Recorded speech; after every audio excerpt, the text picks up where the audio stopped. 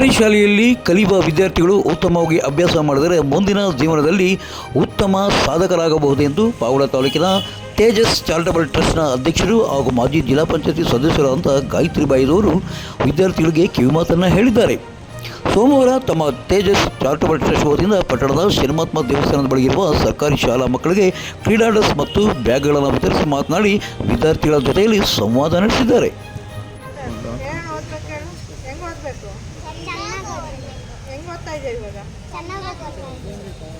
ಆದ್ರೆ ಚೆನ್ನಾಗಿ ಓದಿದ್ರೆ ಮಾತ್ರ ಆಗೋದು. ಯಾಕಂದರೆ ನನ್ನ ಮಗನೂ ಕಷ್ಟಪಟ್ಟು ಅವ್ನು ಓದ್ತಾ ಇದ್ದಾನೆ, ಅವ್ನು ಡಾಕ್ಟ್ರ್ ಓದ್ತಾ ಇದ್ದಾನೆ ಇವಾಗ.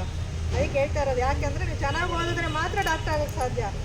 ಡಾಕ್ಟ್ರೇ ಅನ್ನೋದಲ್ಲ, ಯಾವುದೇ ನೀವು ನಿಮ್ಮ ಕಾಲ ಮೇಲೆ ನೀವು ನಿಂತ್ಕೊಳೋ ಥರ ನೀವು ಓದಿ ನಿಮ್ಮ ಕಾಲ ಮೇಲೆ ನೀವು ನಿಂತ್ಕೋಬೇಕು. ನಿಂತ್ಕೊತೀರಾ? ನಿಮ್ಮ ಅಮ್ಮ ಎಷ್ಟು ಕಷ್ಟಪಡ್ತಾ ಇದ್ದಾರೆ ಅಂತ ಗೊತ್ತಿದೆಯಾ? ಇಲ್ಲ ಗೊತ್ತಿದೆಯಾ? ಅದಕ್ಕೆ ನೀವೇನು ಮಾಡ್ಬೇಕು ಹೇಳು?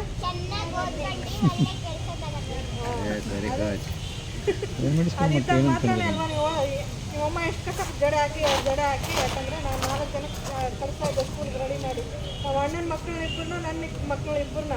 ಯಾಕಂದರೆ ಅದು ಅನುಭವ ನನಗೆ ಜಾಸ್ತಿ ಇದೆ. ಎಷ್ಟು ಬೆಳಿಗ್ಗೆ ಎದ್ದ ತಕ್ಷಣ ಎಷ್ಟು ತಾಯಂದ್ರಿಗೆ ಇದಿರುತ್ತೆ ಅಂದರೆ ಅವ್ರು ಬನ್ನಿ ತಾಯಂದ್ರೆ ಇಬ್ಬರು ಇದ್ದಾರೆ, ಕೇಳ್ತಾ ಇದ್ದಾರೆ. ಕಷ್ಟ ಇದೆ ಇಲ್ಲ ಮೇಡಮ್ ನಿಮಗೆ? ಏನಿಲ್ವಾ? ರೆಡಿ ಮಾಡಿ ಕಳಿಸ್ತೀರಾ? ಅದಕ್ಕೆ ನಾನು ಹೇಳೋದು ಇಷ್ಟನಪ್ಪ ನಿಮಗೆ, ಚೆನ್ನಾಗಿ ಓದಿ ಒಳ್ಳೆ ಸ್ಕೂಲ್ಗೂ ಈ ತಾಲೂಕಿಗೆ ನಮ್ಮ ಟ್ರಸ್ಟ್ ವತಿಯಿಂದ ನಿಮ್ಗೇನು ಬುಕ್ಸು ಬ್ಯಾಗ್ ಅಂದರೆ ಸಾರು ಓದ್ಸಲಿನೇ ಬರಬೇಕಾಗಿತ್ತು. ನಾನು ಕಾರಣಾಂತರಕ್ಕೆ ಬರಲಿಲ್ಲ.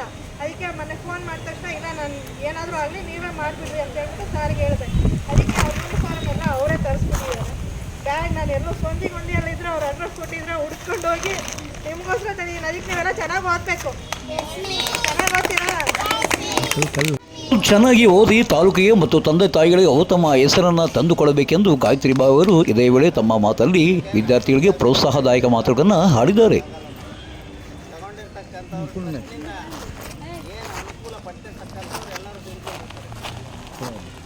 ಸಂಘದ ಮಾಜಿ ಅಧ್ಯಕ್ಷರಾದಂಥ KV ಶ್ರೀನಿವಾಸ್ ಅವರು ತೇಜಸ್ ಚಾರಿಟಬಲ್ ಹಮ್ಮಿಕೊಳ್ಳುತ್ತಿರುವ ಉತ್ತಮ ಕಾರ್ಯಗಳ ಬಗ್ಗೆ ಮೆಚ್ಚುಗೆ ಮಾತುಗಳನ್ನು ಆಡಿದ್ದಾರೆ. ಮಕ್ಕಳು ಕನ್ನಡ ಶಾಲೆಗಳಿಗೆಲ್ಲರೂ ಸೇರಿಸ್ಬೇಕು ಅಂತ ಹೇಳ್ತಾನೆ ಇರ್ತಾರೆ. ಮಕ್ಕಳಾದರೂ ಸಹ ಭಾಳಷ್ಟು ಕಷ್ಟಪಟ್ಟು 20-32 ಜನ ಸೇರಿಸಿರ್ತಕ್ಕಂಥ ಮುಖ್ಯೋಪಾಧ್ಯಾಯರಿಗೆ ಹಾಗೂ ಉಪಾಧ್ಯಾಯರಿಗೆ ಮೊದಲನೇ ಧನ್ಯವಾದ ಹೇಳೋದು. ಎಲ್ಲರೂ ಕಾನ್ವೆಂಟ್ಗಳಿಗೆ ಸೇರಿಸೋದು ಜಾಸ್ತಿ ಆಗುತ್ತೆ. ಹಾಗೂ ಈ ಟ್ರಸ್ಟ್ನ ವತಿಯಿಂದ ಭಾಳಷ್ಟು ಕಾರ್ಯಕ್ರಮಗಳು ಈಗ PUC ಆದ ನಂತರ PUCಯಲ್ಲಿ ಸೇರ್ತಕ್ಕಂಥ CET ಕೋಚಿಂಗನ್ನು ಸಹ ಉಚಿತವಾಗಿ ಕೊಡ್ತಾ ಇದ್ದಾರೆ. ಬೇರೆ ಕಡೆ ಕೊಡಬೇಕಾದ್ರೆ 20 ರಿಂದ 20, 25, 50 ಸಾವಿರ ತನಕ CET ಒಂದು ತಿಂಗಳ ಕೋಚಿಂಗ್ ದುಡ್ಡು ತಗೊತಾರೆ. ಅಂಥದ್ದು ಸೇವಾ ಕಾರ್ಯಕ್ರಮ ಹಿಂದಿನ ವರ್ಷದಿಂದ ಶುರು ಮಾಡಿದ್ದಾರೆ.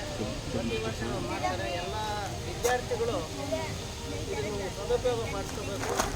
ಹಾಗೂ ಇದನ್ನು ವಿಸ್ತಾರವಾಗಿ ಪತ್ರಿಕಾ ಪ್ರತಿನಿಧಿಗಳು ಎಲ್ಲರಿಗೂ ತಿಳಿಸ್ಬೇಕು. ಬರೀ ನಾವಿಲ್ಲಿ ಮಾತಾಡೋಗ್ತೀವಿ, ನೀವು ತಿಳಿಸೋದ್ರಿಂದಲೇ ಭಾಳಷ್ಟು ಜನ ಓದ್ತಾರೆ. ವಾಟ್ಸಪ್ನಲ್ಲಿ, ಇನ್ಸ್ಟಾಗ್ರಾಮಲ್ಲಿ ಎಲ್ಲ ಕಡೆನೂ ಓದ್ತಾ ಇರ್ತಾರೆ. ಅದನ್ನು ನೋಡಿ ಎಲ್ಲರೂ ಅವರವರು ವಿದ್ಯೆಗೆ ಏನು ಪ್ರಾಮುಖ್ಯತೆ ಕೊಡಬೇಕು ಅದು ತೇಜಸ್ ಟ್ರಸ್ಟ್ನವರು ಮಾಡ್ತಾ ಇದ್ದಾರೆ. ಈಗಾಗಲೇ ಇನ್ನು ಮುಂದೆ ಸಹ ಅದನ್ನೇ ಮುಂದುವರಿಸ್ಕೊಂಡು ಹೋಗ್ತಾ ನಮ್ಮ ತಾಲೂಕಾದರೂ ಅದರಿಂದ ಅನುಕೂಲ ಆಗಲಿ, ಟ್ರಸ್ಟ್ನಿಂದ ಆಗ್ತಾ ಇದೆ, ಇನ್ನು ಮುಂದೆ ಅನುಕೂಲ ಆಗಲಿ ಅಂತ ಹೇಳಿ ಅಲ್ಲಿ 2 ಮಾತನ್ನು. ಕಾರ್ಯಕ್ರಮದಲ್ಲಿ ಮಾಜಿ ಶಾಸಕರಾದ ಸೋಮನಾಯಕ್, BO ಇಂದ್ರಣ್ಣ ಮತ್ತು ಟ್ರಸ್ಟ್ನ ಪೋಷಕರಾದ ಶಂಕರ್ ಮೂರ್ತಿನಾಯಕ್, ಶಾಲೆಯ ಶಿಕ್ಷಕರಾದ ಮುಖ್ಯ ಶಿಕ್ಷಕರಾದ ಮಾರುತೇಶ್, ಸಹ ಶಿಕ್ಷಕರಾದ ಆದಿಲಕ್ಷ್ಮಿ, CRP ಶ್ರೀನಿವಾಸ್, BRP ಸಾದಿಕುಲ್ ಶರೀಫ್, ಮಾಜಿ APMP ಸದಸ್ಯರಾದಂಥ ರಾಮಕೃಷ್ಣ ನಾಯ್ಕ್, ಕನ್ನಡ ಸಂಘದ ನಿರ್ದೇಶಕರಾದ ಕೇಶವ ಚಂದ್ರದಾಸ್, ನ್ಯೂ ವಂದನ ಸಂಘದ ತಿಮ್ಮರಾಜು ಸೇರಿದಂತೆ ಮತ್ತಿತರರು ಹಾಜರಿದ್ದರು. ಪಾವಗಡದ ಶತಮಾನ ಕನ್ನಡ ಶಾಲೆ ಸರ್ಕಾರಿ ಹಿರಿಯ ಮಾದರಿ ಪಾಠಶಾಲಾ ವಿದ್ಯಾರ್ಥಿಗಳಿಗಾಗಿ ಪಾವಗಡದ ಸರ್ಕಾರಿ ಆಸ್ಪತ್ರೆಯ ಡಾಕ್ಟರ್ ನಮ್ರತಾ ಮತ್ತು ಡಾಕ್ಟರ್ ಅಶ್ವಿನಿ ಅವರು ಸುಮಾರು 30,000 ವೆಚ್ಚದಲ್ಲಿ ಮಕ್ಕಳಿಗೆ ಸ್ಪೋರ್ಟ್ಸ್ ಡ್ರೆಸ್ಸನ್ನು ನೀಡಿದ್ದಾರೆ. ಇನ್ನು ಈ ಒಂದು ಸ್ಪೋರ್ಟ್ಸ್ ಡ್ರೆಸ್ಸನ್ನು ನಮ್ಮ BO ಇಂದ್ರಣ್ಣವರು ವಿತರಿಸಿದ್ದಾರೆ. ಬನ್ನಿ ಹಾಗಾದರೆ ಈ ಒಂದು ಕಾರ್ಯಕ್ರಮದ ವಿವರವನ್ನು ನೋಡೋಣ. ಶಿಕ್ಷಕರಾದ ದುರ್ಗಮ್ಮ ಟೀಚರ್ ಅವರು ಈ ಬಗ್ಗೆ ಮಾಹಿತಿಯನ್ನು ಹಂಚಿಕೊಂಡಿದ್ದಾರೆ.